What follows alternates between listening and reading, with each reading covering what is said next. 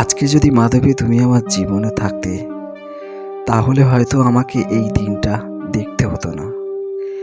এই বিকালের আকাশের মতো আমার জীবনটাও রঙিন হয়ে উঠত। দেখতে দেখতে একটা বছর কেটে গেল। 1 বছর আগে তুমি আমার কতটা কাছে ছিলে, আর এই একটা বছরের মধ্যে সব কিছু এভাবে শেষ হয়ে গেল। এসব কথা যখন ভাবছিলাম, তখন হঠাৎ রজত পেছন থেকে ডেকে উঠল। কিরে বাবাই, সারা জায়গা খুঁজে এসছি, শেষে কিনা তুই ছাদে দাঁড়িয়ে আছিস। নিশ্চয়ই আবার মনে হচ্ছে তুই সেই বৌদির কথা ভাবছিস। কি রে, তুই কাঁদছিস নাকি? তোর চোখে জল কেন রে? আরে না রে, তেমন কিছু না। আসলে কি বলতো, বাড়ি ভর্তি এত মানুষজন, কিন্তু আমার সেই প্রিয় মানুষটাই নেই। যাক, ওসব কথা বাদ দে, চল একটু বসা যাক। এমনিও অনেকক্ষণ থেকে দাঁড়িয়ে আছি, তার উপর সন্ধ্যাও হয়ে এসছে। রজতকে নিয়ে যখন চিলেকোঠার ঘরে বসলাম, তখন রজত আমাকে বলল, সেই 3 বছর আগে দুবাই গেছিলাম, তারপরে গতকাল ফিরলাম। বৌদির শেষ মুখটাও আমি দেখতে পেলাম না। আচ্ছা বাবাই, বৌদি কি করে মারা গেল তুই তো এখনো বললি না। বাদ দে না, ও কথা জেনে তুই কি করবি? ওই কালো স্মৃতি আর আমি মনে করতে চাই না। বল না রে, কি হয়েছিল? এইটুকু তো জানার অধিকার আমার আছেই। যতই যাই হোক, বৌদি আমাকে নিজের ভাইয়ের থেকেও বেশি ভালোবাসতো। আর বৌদির কিভাবে মৃত্যু হলো না জেনে থাকতে পারছি না। সেদিন সকালে চিঠি এলো। চিঠি? দেখো তো, তোমার নামে একটা চিঠি এসছে। এই যুগে আবার কে চিঠি পাঠালো তোমাকে? কই দেখি তো। আরে, এ তো আমার কলেজের বন্ধু আশিসের দেওয়া চিঠি। এই এতদিন পর আশিস বিয়ে করছে, তার নেমন্তন্ন করেছে চিঠির দ্বারা। এই দেখো। কি লেখা আছে কি চিঠিতে? প্রিয় বন্ধু বাবাই, তোর কোনো কন্ট্যাক্ট নাম্বার আমার কাছে না থাকার কারণে তোর এই ঠিকানায় চিঠিটা পাঠালাম। মনে আছে তো, সেই কলেজে আমাকে তুই তোর অ্যাড্রেসটা দিয়েছিলিস? সেটা অনেক কষ্টে খুঁজেছি ভাই, আর এই অ্যাড্রেসেই চিঠিটা লিখেছি। তুই চিঠিটা পাবি কি আমি জানি না। যদি পেয়ে থাকিস, তোর পরিবার নিয়ে আমার বিয়েতে অবশ্যই উপস্থিত হবি। ইতি, তোর বন্ধু আশিস। এই দেখো, নিচে ওর বাড়ির ঠিকানাও দিয়ে দিয়েছে। বটতলা, রামাকৃষ্ণপুর রোড, পুরুলিয়া। কি বলছো গো, তোমার বন্ধু পুরুলিয়ায় থাকে? হ্যাঁ গো, না থাকার কি আছে, যাবে নাকি? তাহলে তো তোমার অফিসে ছুটি নিতে হবে, পারবে তো নিতে? দেখি, আমাদের ওই ঢ্যাঁড়স ম্যানেজার যদি দেয় ছুটি। না গো, আমি জানি না। অনেকদিন পরে একটা বিয়ের নিমন্ত্রণ পেয়েছি, যদি না যাও তাহলে আমি তোমার সঙ্গে কথা বলবো না। আরে বাবা, ঠিক আছে, আগে আমাকে কাল অফিসে যেতে তো দাও। পরদিন সকালবেলা অফিস যাওয়ার আগে যখন খেতে বসলাম, মাধবী আমাকে বলে উঠল, এই, আজকে তোমাদের ঢ্যাঁড়স ম্যানেজারকে কিন্তু বলবা ছুটির কথাটা। আরে হ্যাঁ হ্যাঁ, বলবো তো। আমি একটা জিনিস লক্ষ্য করছি, যখন থেকে চিঠিটা পেয়েছি তখন থেকে তুমিই তো আমার মাথা খারাপ করে দিচ্ছ যাওয়ার জন্য। আসলে সেটা নয় গো, ছোটবেলায় একবার বাবার সঙ্গে গিয়েছিলাম পুরুলিয়ায়, বাবার কোন বন্ধুর বাড়িতে। পুরুলিয়া জায়গাটা আমার খুব পছন্দ হয়েছিল। আমার মনে আশা ছিল একবার আমি পুরুলিয়ায় ঘুরতে যাব। তো যখন শুনেছি তোমার বন্ধুর বাড়ি পুরুলিয়ায়, তখন নিজেকে কেমন যেন আটকে রাখতে পারছি না, মনে হচ্ছে এখনই গেলে ভালো হয়।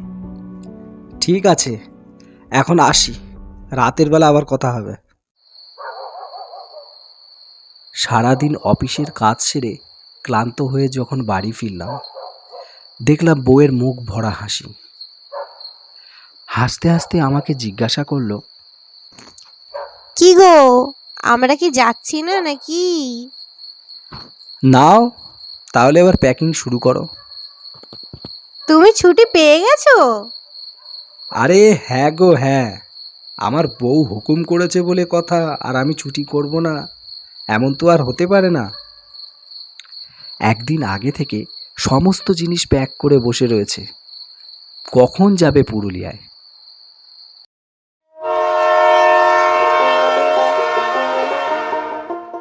শেষমেশ যখন আশিসের বাড়িতে পৌঁছালাম, কি রে, চিঠিটা তাহলে তুই পেয়েছিলিস? চিঠিটা না পেলে আসতাম কি করে বল? আর তুই তো আগে গোবরডাঙ্গায় থাকতিস, হঠাৎ করে এখানে এলি কি করে? আরে গোবরডাঙ্গায় আমাদের আদি বাড়ি ছিল, এখানে তো আমি রিসেন্টলি জায়গা কিনলাম। বৌদি ভালো আছেন তো? হ্যাঁ ভালো আছি, তুমি ভালো আছো তো? ধুমধাম করে আশিসের বিয়েটা মিটে গেল, বউ ভাতও হয়ে গেল। এবার আমাদের বাড়ি ফেরার পালা। মাধবী বলে উঠল, জানো তো, আমার না এখানে ছেড়ে যেতে ইচ্ছা করছে না, কেমন যেন ভয় লাগছে, মনে হচ্ছে আজকে যেন আর বাড়ি ফিরতে পারবো না। এই, তোমার মাথায় এসব উল্টোপাল্টা কথাবার্তা আসে কোথা থেকে বলতো? উল্টো পাল্টা না গো, সত্যি কেমন যেন আমার মনটা না কু ডাকছে।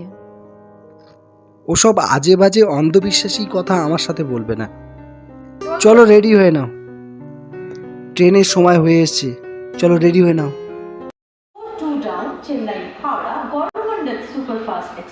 স্টেশনে ট্রেনের জন্য অপেক্ষা করছিলাম, হঠাৎ মাধবী একটা ঠাকুরের ছবি পাওয়া যায় এমন একটা দোকানে গেল।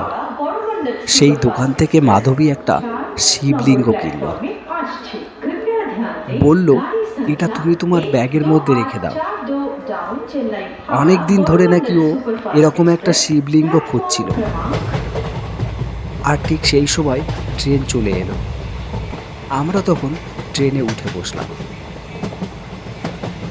ট্রেনে রাতে চড়তে আমার খুব ভয় লাগে, কারণ রাতের বেলা যত চুরি ডাকাতি হয়। কিন্তু আজ না উঠে পারলাম না, সারাদিনের কোনো ট্রেনই ফাঁকা পাইনি।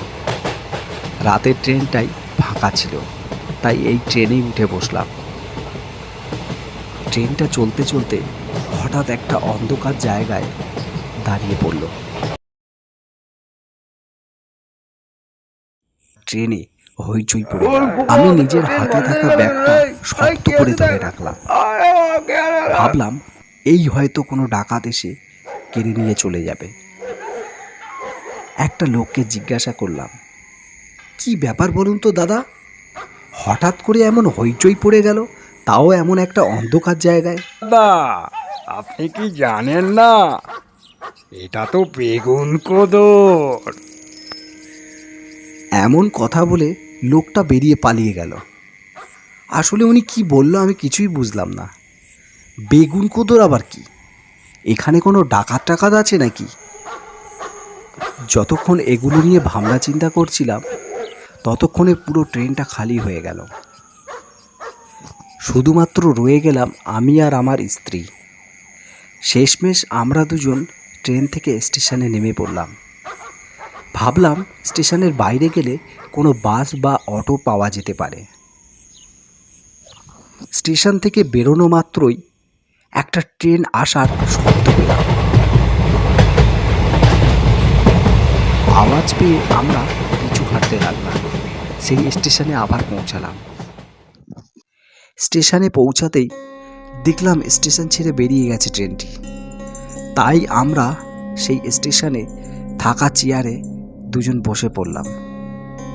কিছুক্ষণ পরে একটা নূপুরের শব্দ পেলাম, যেন কেউ হেঁটে বেড়াচ্ছে।